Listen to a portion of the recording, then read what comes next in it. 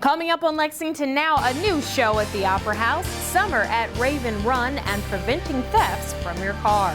This and more up next on this week's edition of Lexington Now.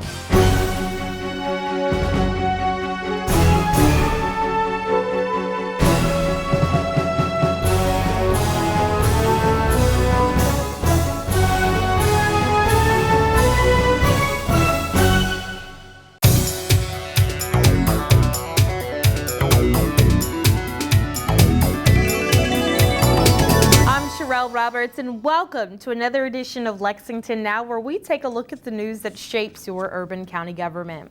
Mayor Jim Gray joined members from the cast of the popular Broadway musical 42nd Street in celebrating the shows coming to Lexington. Good morning and welcome everyone to the Lexington Opera House. We are here today to make a special presentation in honor of a new professional theater company in town and its inaugural production.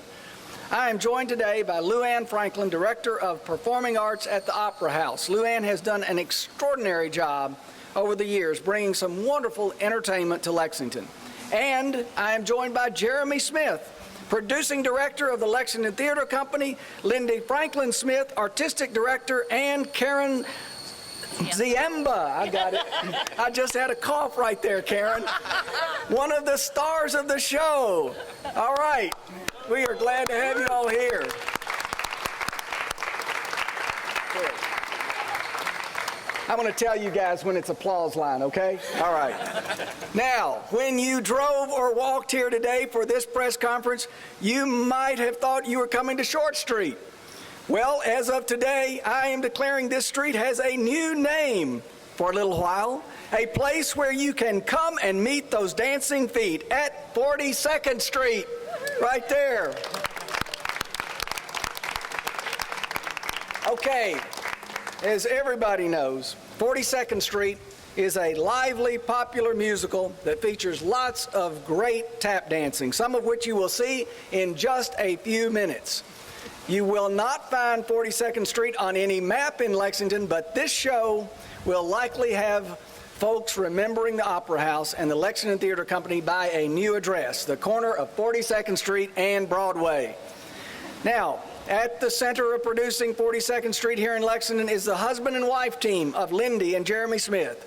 They have taken their talents and experiences on New York's Broadway and brought them to Broadway in Lexington. And through those experiences and connections, Lindy and Jeremy were able to land a Tony Award-winning actress to star in the show here. Karen Ziemba starred in the original production of 42nd Street, playing opposite Jerry Orbach and James Brennan. She has also performed in Contact, Bullets Over Broadway, Chicago, Steel Pier, A Chorus Line, and others. So it is going to be a real treat to see Karen on stage here in Lexington. And so I am going to do now what mayors routinely do, and that is to present the key to the city to Karen. All right. The key. Oh, now this, beautiful. Folks, this is the brand new key to the city. Let's pull it out. That is beautiful. It's got a nice case here that's hard to get it out of, but here is the key. All right, y'all. Thank you so much, Mayor Gray. You bet. Beautiful. Now, Karen, some remarks from you. We are really excited about you being here. Well, thank you. This is my first time to Lexington, and just coming in from the airport, this beautiful country, the white fences around all of the horse farms. It's just what I imagined in my dreams it would be, but also this beautiful city, this historic city, and this opera house that we're going to be performing in. I'm so excited about this, and these wonderful company behind me of fabulous dancers from all over the country, and these guys over here, and these guys over here. It's just going to be this incredible, incredible inaugural show for the Lexington Theater Company and at the Lexington Opera House. And thank you so much for this key to the city. It's got a blue horse on it. Yes, it does have a blue horse on it. That's your iconic logo for this beautiful town. Thank you, and I hope everybody comes to the show and has a great time. It'll lift your heart and your spirits and make you feel good, and you'll go home humming the tunes. So right. Please come. Thank you. I'm going to give you this too. Maybe Luann can hold it for you. Okay, Karen, thank you so much. Well, you know, great cities have great arts communities, and that's what we have in Lexington, an arts community that's attracting national attention and getting rave reviews right here at home. So congratulations to the Lexington Theater Company on its inaugural production. Our artists, musicians, writers, dancers, and singers light up our lives, and they also light up our city. Arts equals jobs. So now, before our special performance, I want to present a proclamation to Lindy and Jeremy. And this proclamation reads, the Lexington Theater Company Month. I, Jim Gray, as Mayor of Lexington, in celebration of the first production of the Lexington Theater Company, do hereby declare July as Lexington Theater Company Month in Lexington.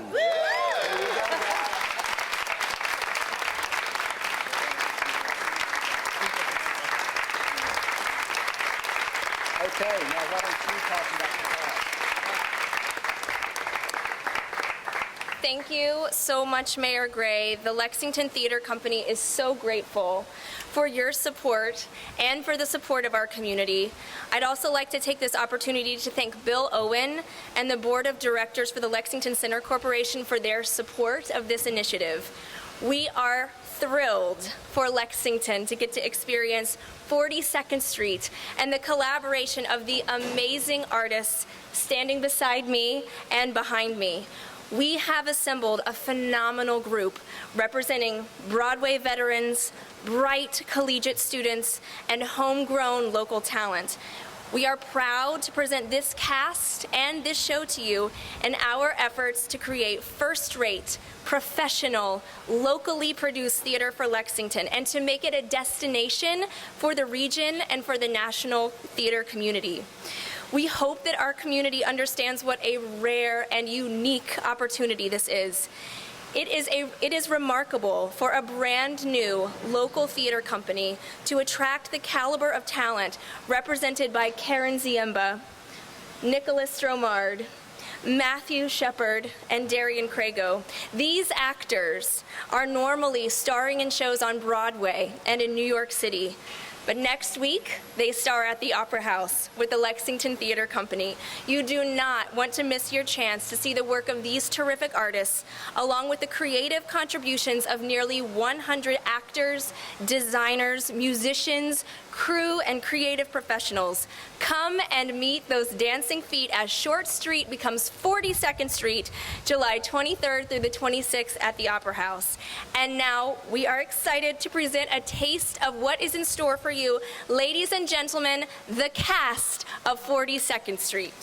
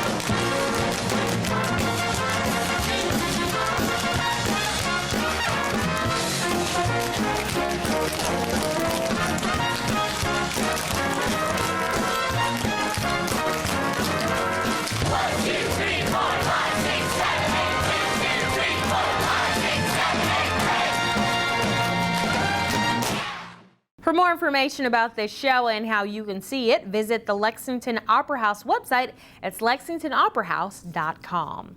Summer is in full swing at Raven Run Nature Sanctuary, and there's still plenty of time for you to take part in the fun.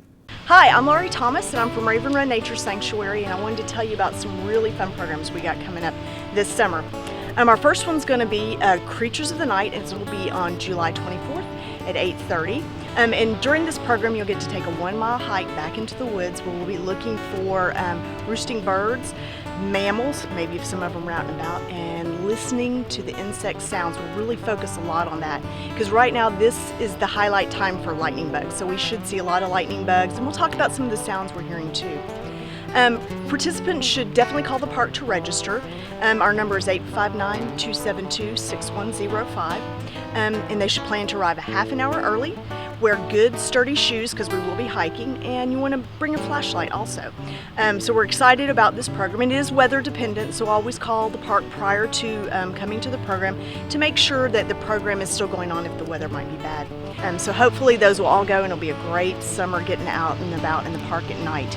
Now, another program we have is our Little Explorers, and this is designed for the youth, kindergarten through 5th grade, and it's a wildlife hike. We'll go out looking for birds, mammals, and insects, and also looking for signs, because if we don't see any wildlife, we'll definitely see signs like tracks, or scat, or fur, or feathers, and whatnot. The program will last on the hike part about 45 minutes, and then we'll come back into the Nature Center where the kids will get to make a unique craft that's wildlife based, and we supply all of the materials for that, and that'll be about another 45 minutes. So, you know, a nice, enjoyable program, kind of broken up, get out, get to do something inside. If you're interested in that program, please call the park to register for it. Our number again is 859-272-6105. So we'll be looking at our 6- and 8-legged friends out in the woods. And then again on August 8th at 10 a.m. That's all about butterflies. That's the peak time for butterflies down at the park. So I hope you can join us for one of those programs this summer. It ought to be a great summer at Raven Run. And if you want any more information about any of these programs or other programs we have going on at the park, please visit our website at lexingtonky.gov, or you can always call the park at 859-272-6105. For more information about what's going on at the Nature Sanctuary, you can log on to the city's website. It's lexingtonky.gov. And coming up after the break, summer is prime time for car break-ins. We'll tell you how to protect yourself.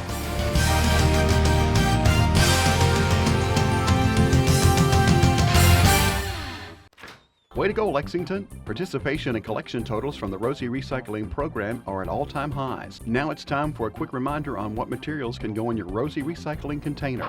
Paper and cardboard products, canned products with contents removed. We accept milk, juice, soda, and laundry plastic bottles and jugs. And glass products. No Pyrex, ceramics, or plate glass is allowed. Place only metal cans in the Rosie. Don't place other metals such as car parts, cookware, propane tanks, chains, or garden hoses in the Rosie. These items cannot be recycled by LFUCG and slow down processing efficiency. For more information about the Rosie Recycling Program, please call LexCall 311 or log on to lexingtonky.gov/waste management.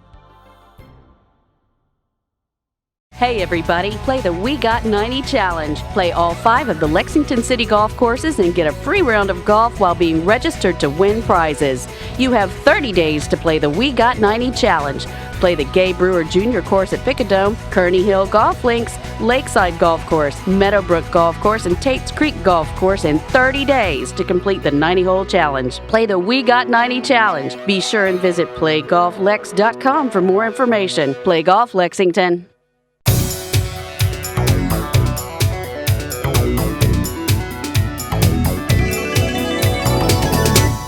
Welcome back to the show. With warmer weather and longer days, summer is the busiest time of the year for car break-ins or larceny from autos. And larceny from autos are actually a preventable crime. There are steps that you can take to make sure that you don't become a victim. We're sharing some of those with you right now. It doesn't matter if your car is a classic, a Cadillac, or a clunker. It could easily be a target for criminals. That's if you're not taking the proper steps to protect it. Some people, that's how they make their living. They'll break into a car because it's easy for them. They can just walk by, look around. It's almost like window shopping to somebody. Officer Stephen Gahn says the simplest things can lure crooks to your car. Purses, nice sunglasses, loose change in the cup holder or on the floorboard. If they see something they like, then they can break in and get it, and that's easy money for them.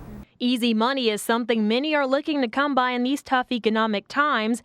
In fact, last month, more than 300 cars were broken into in Lexington. And many times, those items are pawned. There are other times when someone has actually asked them, do you know somebody that might be selling this?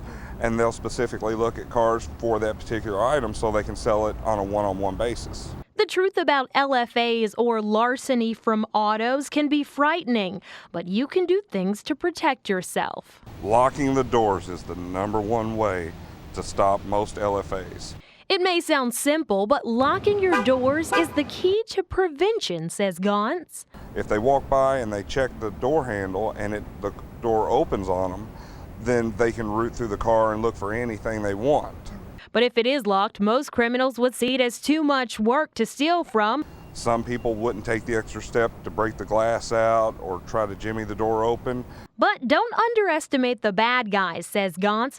They have sort of a sixth sense for detecting a crime opportunity, especially when it comes to electronics like GPSs. Even though the GPS may be taken down and the mount is removed from the vehicle, a lot of times thieves still know that you've had a GPS or some type of mount in the car, because on the windshield it will actually leave a ring on the windshield. Officer Gauntz says remove all trace of dust rings and suction cup rings, and then remove any other items from your car. Hide valuables. Don't leave valuables sitting in a car seat, on your dash. Even though you think it's not very valuable, like the loose change on the floorboard, that is still one reason that someone will try to break into the car. And one last tip to remember as you're getting out of your car, be sure to take one last look. Make sure you didn't leave anything on the seats, so that way you won't be an easy target. And not only is summer prime time for car break-ins, but it's also when you'll see a lot of construction on the roadways. And there are steps that you can take to ensure that you and the workers in the construction zones stay safe. Road maintenance and construction commonly occurs during warm weather months. This spring, the Kentucky Transportation Cabinet is stressing the importance of work zone safety. In our area, you typically see the majority of your work zones during the spring, summer, and through the early fall. And it's basically weather related. That's when we have the temperatures needed for the laying of asphalt and earthwork and things of that nature. So that's when motorists really need to be paying attention to what's going on around them. During the past 5 years in work zone crashes, more than 4,400 people died, 85% of which involved the driver or passenger, and 200,000 people were injured. Drivers are the most frequent fatality in work zone crashes, where rear-end collisions or running into the rear of a slowing or stopped vehicle are the most common type of incident. Advanced signage, including programmable dynamic message signs, barrels, and flaggers, are often used to inform motorists of work zones. But no two work zones are alike, even though statistics show that fatal work zone crashes happen more frequently on roads with speed limits greater than 50 miles per hour. All too often, people traveling through a work zone, they disregard the reduced speed signs, and they're not paying attention to their surroundings, so they're unaware of what's happening, and that's when you see your accidents. And it's typically neither one nor the other. It's usually a combination of both speed and driver inattention. Next time you encounter a maintenance or construction project on the roadway, remember these tips. Stay alert and minimize distractions. Try to avoid changing radio stations, using a mobile phone, eating, or other activities. Keep your headlights on. Pay attention to the road, watch brake lights on vehicles ahead, and be prepared to react. Merge into the proper lane. Change lanes well before any lane closures. Don't tailgate. Obey the posted speed limit. Workers can be present just feet away. And remember, speeding fines in work zones are doubled for a reason. Change lanes safely. If flaggers are present, follow instructions closely. And finally, expect the unexpected. The important thing to remember when you're approaching a work zone or going through a work zone is just slow down. Be prepared for a delay. If you reduce your speed by 5 or 10 miles an hour, it's not going to keep you from your destination any appreciable amount of time. You'll get there in about the same amount of time. So be patient, don't tailgate, and just be aware of what's going on. And when you're out and about on the roads dealing with construction, you want to know how construction and traffic may affect your trip. And that's where the Division of Government Communications has got you covered to make your daily commute smoother every single day, especially in the mornings with our show, Crosstown Traffic. It airs live weekday mornings from 6:30 to 8:30 and gives you the most up-to-date traffic news and even a street view with our live cameras so you can see where the delays are before you even leave the house. Remember, that's Crosstown Traffic only on GTV3. Now, here's a look at this week's lane closure report.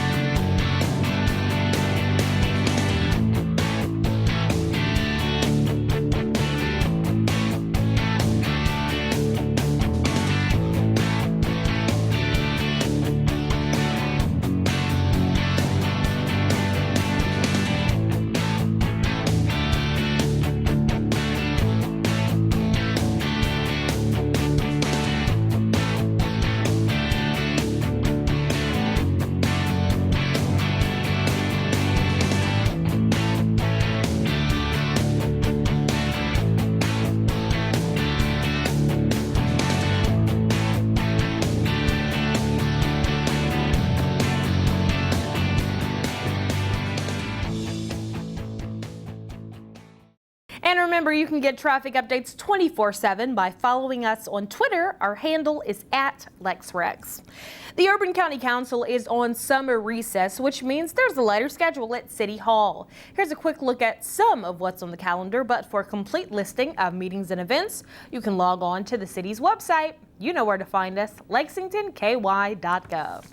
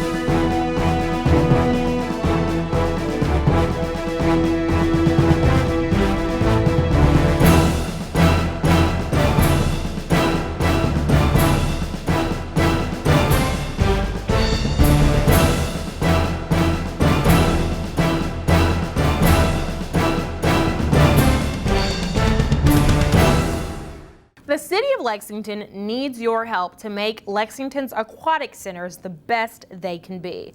We're developing a long-term master plan for the future of Lexington's aquatics program. So in addition to an online survey, Parks and Recreation will also host various input events. You can keep up to date with what we're doing on the Parks and Recreation Facebook page or the project blog. It's at lexingtonpools.mysidewalk.com. A preliminary report on the Aquatics Master Plan recommendations is expected later this fall. The survey is online at surveymonkey.com/r/LexingtonPools, and it takes about 10 minutes to complete. Well, that's all for this edition of Lexington Now. We'll return next week with more news from your urban county government. But in the meantime, you can keep up with what we're doing by following us on Facebook, Twitter, and YouTube. For the staff and producers at GTV3, I'm Sherelle Roberts, and that's it for now.